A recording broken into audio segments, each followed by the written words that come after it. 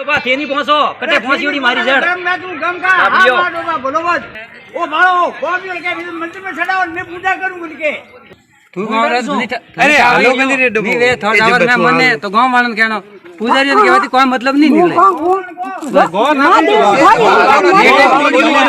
उत्तर प्रदेश में जब से योगी आदित्यनाथ जी दोबारा सत्तासीन हुए हैं तब से लगातार घटनाएं हो रही हैं। तब उत्तर प्रदेश में हत्याएं नहीं बल्कि नरसंहार हो रहा और खास करके दलितों पिछड़ों का हो रहा। पूरे उत्तर प्रदेश में यादवों पे फर्जी मुकदमे किए जा रहे हैं। जो दबे कुचले लोग हैं उन पर लगातार सरकार का जो दमनकारी नीति है उसके तहत काम हो रहा। अभी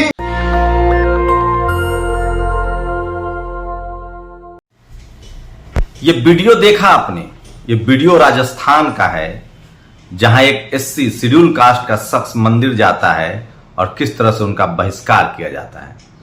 इसीलिए बाबा साहब ने कहा है कि भारत कुछ भी हो जाए एक धार्मिक राष्ट्र नहीं होना चाहिए। लेकिन ये बड़ी खबर नहीं है। नमस्कार, मैं शंभू कुमार सिंह और आप देख रहे हैं नेशनल दस्तक। आज की सबसे बड़ी खबर है, भारत सरकार ने कहा है कि भारत की जो टेलीविजन मीडिया है वो सिर्फ दंगे नहीं भड़काती है, वो सिर्फ इस देश के टुकड़े नहीं करती है, वो आपको बीमार कर रहा है, आपके बच्चों को बीमार कर रहा है। खासकर रूबिका लियाकत, अमन चोपड़ा, अमीश देवगन, इन लोगों का जो शो है वो आपको मानसिक रूप से बीमार कर रहा है। खुद भारत सरकार कह रही है कि इतना तो हमने भी नहीं सोचा था कि ये, हमने तो कहा था थोड़ा कमर झुकाओ, ये तो तलवे चाटने लगे। और क्या अमन चोपड़ा की गिरफ्तारी होगी? ये भी बड़ी खबर है। आज मध्य प्रदेश के दमोह में ओबीसी का जनसैलाब उमड़ रहा है। तो ये तमाम बड़ी खबरें हैं जो आज सोशल मीडिया पर वायरल है, जो टीवी अखबार आपको नहीं दिखाएगा। इसलिए मैं वो तमाम बड़ी खबरें लेकर आता हूं जो इस देश के लिए जरूरी है, आपके लिए जरूरी है। तो ये खबर देखिए किस तरह से देश भर में किस तरह की स्थिति हो गई है। वो जब आप समझेंगे तो आपको समझ में आएगा कि इस देश की मीडिया ने किस तरह से आपके बच्चों को दिमाग में जहर डाल दिया है।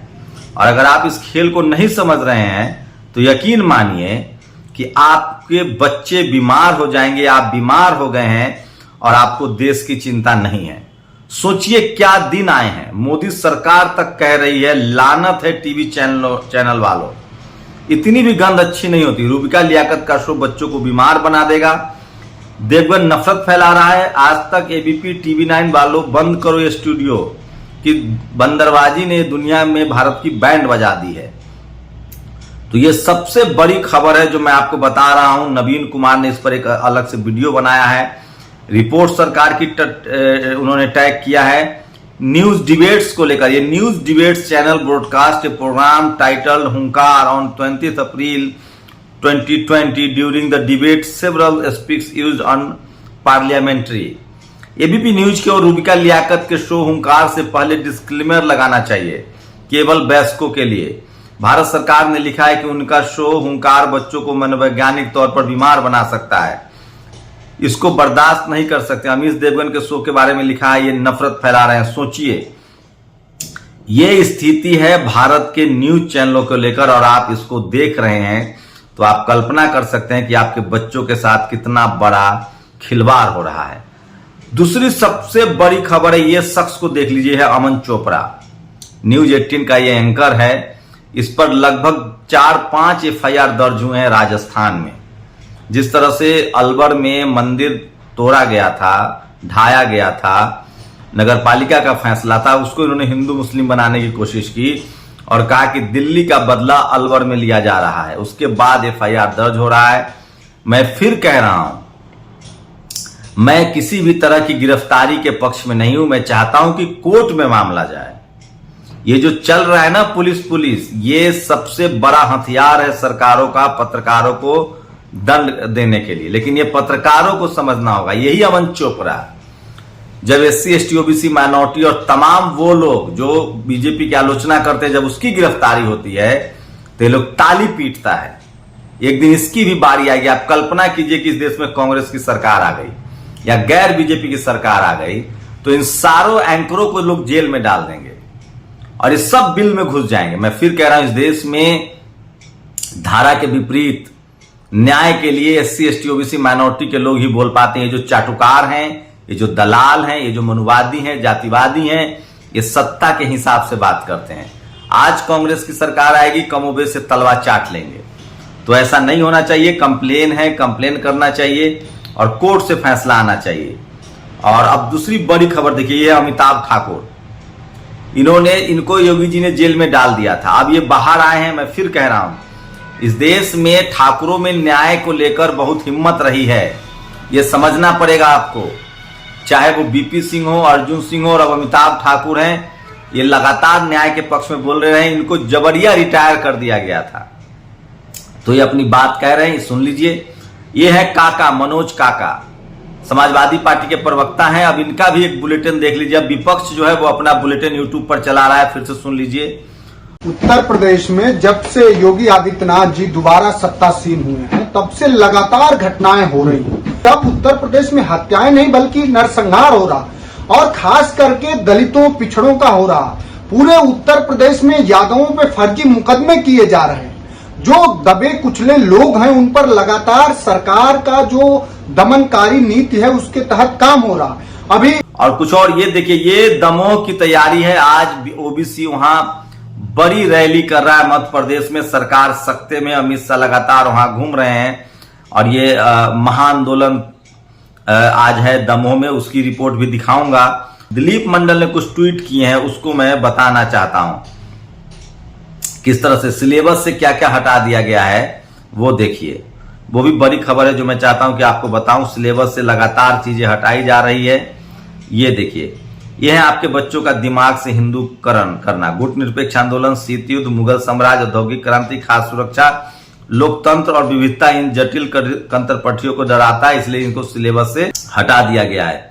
तो ये बहुत ही खतरनाक है और इस तरह की चीजें ठीक नहीं है जो हटाया जा रहा है। हटाना बिल्कुल सही जायज नहीं है। और मैं इसलिए कह रहा हूं कि अगर इस तरह की चीजें हटाई गई तो एजुकेशन की जो स्थिति है वो और खराब हो जाएगी। और दिल्ली सोचिए, प्रधानमंत्री और बीजेपी के लोग किस तरह से मुसलमानों को जिम्मेदार ठहरा रहे हैं जो मुगलों के दौर में हुआ। जिस तरह से सिखों के राजाओं के साथ लड़ाई हुई, कॉन्फ्लिक्ट हुआ, उसको लेकर अब दोषी ठहरा रहे हैं। इसलिए दिलीप मंडल लिखते हैं कि शिवाजी महाराज को कुचलने के लिए औरंगजेब ने जयसिंह को सेनापति बनाकर भेजा। सोचिए कौन लोग थे। जब औरंगजेब छत्रपति शिवाजी या तेग बहादुर के खिलाफ अभियान चला रहे थे तो मेवाड़ के राणा राज सिंह, आमेर के राजा जयसिंह, मारवाड़ के राजा जसवंत सिंह औरंगजेब के साथ थे। दिल्ली दरबार में औरंगजेब के प्रमुख दरबारी थे रघुनाथ राय। मुगलों ने भारतीय एलिट के साथ मिलकर राज किया है। तो ये सब जानबूझकर इस तरह से बयानबाजी कर रहे हैं। बीजेपी की कोशिश है। ये देश बहुत सहिष्णु है, जहां जमीन समतल करने का आह्वान करने वाला आदमी उदार माना जाता है और किसी महिला के प्रधानमंत्री बनने की संभावना देकर सर मुड़वाने की धमकी ये सुषमा स्वराज ने दिया था। और ये एक खबर देखिए, किसी ने SC समाज से बात की तो उसे 11,000 रुपए का जुर्माना सौंपना होगा। उनका नल से पानी पीना, दुकान से सामान खरीदना आदि सब प्रतिबंधित है। ये SC दूल्हे के घोड़ी पर चढ़ने से हाथ हिंदू जातीय पंचायत का आदेश है। मध्य प्रदेश के धार का पूरा मामला है। तो इस तरह से इस देश में जाति को लेकर किस तरह से कर्मकांड किया जा रहा है। और ये वीडियो देखिए जो मैं आपको दिखा रहा हूं, किस तरह से शेड्यूल कास्ट के एक शख्स को परेशान किया गया है और वो अपनी बात करे। SC दंपति की मंदिर में नो एंट्री। राजस्थान के जलौर का मामला है। मंदिर में नारियल चढ़ाने गए थे, उसके बाद पुरोहित ने उनका किस तरह से अपमान किया, इसको लेकर पूरे देश में गुस्सा है। अमन चोपड़ा के खिलाफ लगातार केस दर्ज हुआ है। और आज मौर्य साम्राज्य के संस्थापक महान योद्धा चक्रवर्ती सम्राट चंद्रगुप्त मौर्य की जयंती पर पूरा दुनिया उन्हें पूरी दुनिया याद कर रहा है, पूरा देश याद कर रहा है। तो ये अब तक की वो तमाम बड़ी खबरें थी जो आपके लिए था। कि आपको लगता है कि टीवी अखबार इस देश में जो जातिवादियों का अड्डा है वो आपको बीमार कर रहा है? अपनी प्रतिक्रिया जरूर दीजिए। शुक्रिया। नेशनल दस्तक की आपसे गुजारिश है कि अगर इसको बचाना चाहते हैं तो नेशनल दस्तक को सब्सक्राइब करने के लिए रेड कलर के सब्सक्राइब बटन को दबाएं, फिर बेल आइकन की घंटी दबाएं। नेशनल दस्तक को बचाने के लिए बहुत जरूरी है कि हर खबर को शेयर करें, लाइक करें, कमेंट जरूर करें।